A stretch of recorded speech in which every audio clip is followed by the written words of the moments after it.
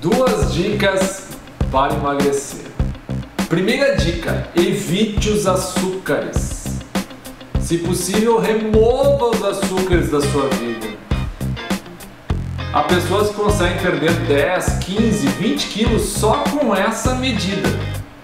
Pessoas que decidem remover o açúcar da sua vida.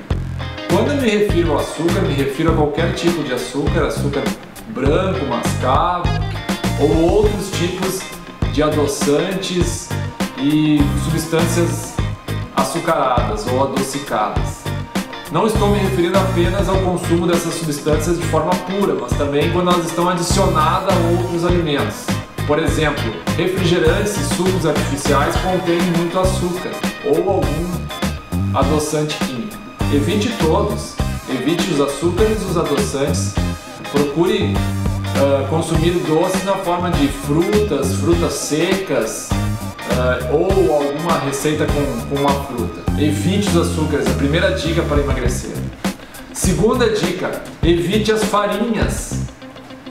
As pessoas conseguem reduzir muito peso quando, por exemplo, elas evitam o consumo de glúten. E quando elas evitam esse consumo, elas deixam de usar, por exemplo, pão, bolo, bolacha, vários alimentos que contêm farinha. Isso acaba causando uma redução do peso. Então as duas dicas são muito simples. Evite os açúcares, dica número 1. Dica número 2, evite as farinhas. Faça isso e me escreva, me fale sobre os seus resultados. Se você gostou desse vídeo, assine o canal, dê um like, compartilhe e seja feliz.